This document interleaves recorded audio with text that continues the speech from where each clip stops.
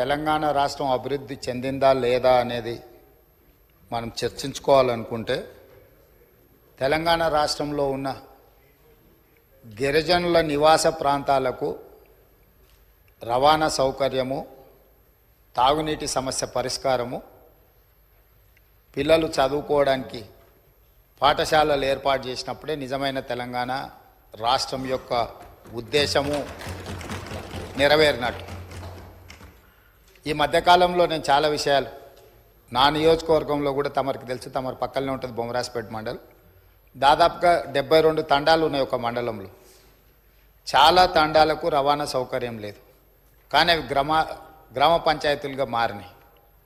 ఆ ఊర్లో పాఠశాల లేకపోయినా, ఆ ఊరికి రోడ్డు లేకపోయినా, కొన్ని తండాలలో కరెంటు లేకపోయినా మనం వాటిని గ్రామ పంచాయతీలుగా వాటికి హోదా ఇచ్చినాం.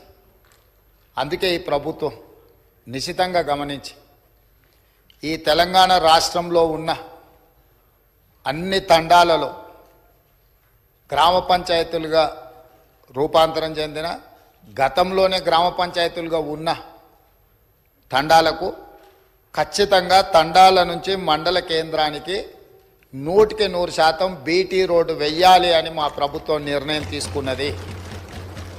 అందుకే రాష్ట్ర ప్రభుత్వం ప్రత్యేకమైన కార్యాచరణ తీసుకొని ఇప్పటి వరకు నిర్లక్ష్యానికి గురైన తండాలను, గూడాలను, మారుమూల ప్రాంతాలను అభివృద్ధి పదం వైపు నడిపించాలని ఈ ప్రభుత్వం భావిస్తుంది. తండాలలో, గూడాలలో విద్యుత్తు సమస్య పరిష్కారానికి, విద్య సమస్య పరిష్కారానికి, ఆ తండాల నుంచి మండల కేంద్రాలకు కనీసం ఒక్కటైనా బీటీ రోడ్డును ఏర్పాటు చేసే సమస్య పరిష్కారానికి, మండలాల నుంచి జిల్లా కేంద్రానికి మిగిలిపోయిన డబుల్ రోడ్లు ఏవైతున్నాయో వాటిని పూర్తి చేయడానికి, జిల్లా కేంద్రాల నుంచి హైదరాబాద్ నగరానికి 4 లేన్ రోడ్స్ వేయాలని ఈ రాష్ట్రంలో ఎక్కడైనా ప్రతి వాడికి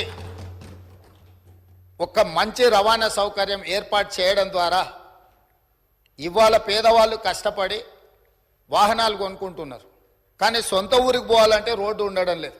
సైకిల్ మోటార్ల మీద పోయి గుంతలలో పడి కింద పడి భార్య పిల్లలతో పోతూ ప్రమాదానికి లోనై చనిపోతున్నారు. దీనికి కారణం మనం సరైన మౌలిక వసతులు ఏర్పాటు చేయకపోవడం. అందుకే రాష్ట్ర ప్రభుత్వం ప్రత్యేకమైన కార్యాచరణ తీసుకొని ఇప్పటి వరకు నిర్లక్ష్యానికి గురైన తండాలను, గూడాలను, మారుమూల ప్రాంతాలను అభివృద్ధి పదం వైపు నడిపించాలని ఈ ప్రభుత్వం భావిస్తుంది. తెలంగాణ అభివృద్ధి అంటే తండాలలో, గూడాలలో కనీస సౌకర్యాలను ఏర్పాటు చేసినప్పుడే తెలంగాణ రాష్ట్ర అభివృద్ధి జరిగినట్టు అని బలంగా మా ప్రభుత్వం భావిస్తుంది.